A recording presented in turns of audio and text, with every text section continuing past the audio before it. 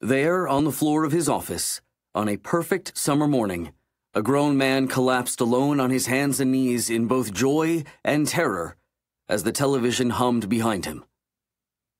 The lights inside cavernous Cleveland Clinic courts were mostly dim.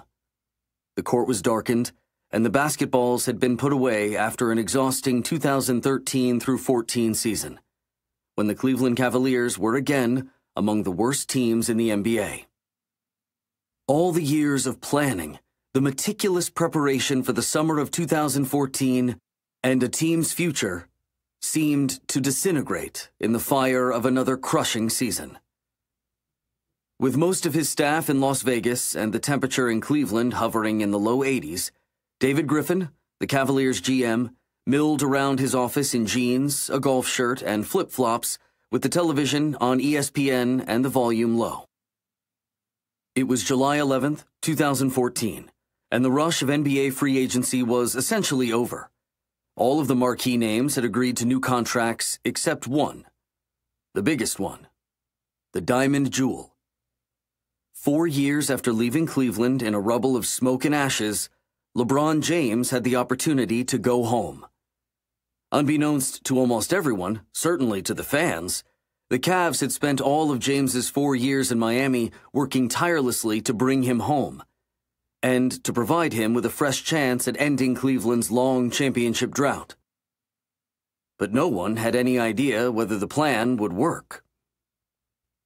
The final preparations had begun 2 weeks earlier. It was Dan Gilbert's turn first. 4 years ago, Gilbert had eviscerated James and his decision to play for Miami in a blistering letter, and the two men hadn't spoken face-to-face since. If James was going to come back, Gilbert knew he was going to have to apologize.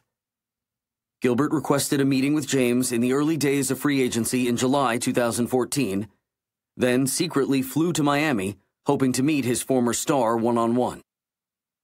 But when Gilbert arrived, James had the house full of his friends and business associates. He wasn't going to make this easy, not after all the names Gilbert had called him in that letter.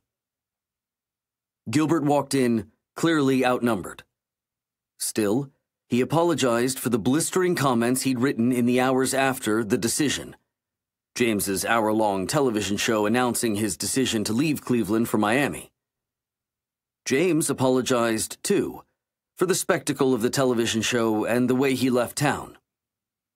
The two men managed to glue back together some pieces of their long-fractured relationship, but Gilbert stepped back on his plane and flew home with no promises, no assurance that James was returning. Griffin remained pessimistic throughout the free agency process. Would LeBron even want to come home? The Cavs had the worst cumulative record in the league the 4 years he was away, and were coming off another miserable season of failed expectations, locker room dysfunction, and more turnover in the front office and coaching staff. They just hired a little-known coach from the other side of the world in David Blatt, who had no NBA experience. In Griffin's best-case scenario, James would return to Miami on a 1-year contract, giving the Cavs a little more time to put their house in order. And if they met expectations in 2014-15, if they could contend for a playoff spot with a young roster and new coach, Griffin surmised that maybe they'd have a real chance at luring him home the following summer. Griffin also knew he wasn't the only suitor. 3 days after his secret meeting with Gilbert, James met with Heat president Pat Riley in Las Vegas. Riley had been the one who traveled to Cleveland in 2010 and convinced James to leave home and take less money to come to South Beach and win championships as part of a Big Three. Now he was chasing James into the desert, begging him to stay and see the plan through. But Riley left Vegas without a deal in place.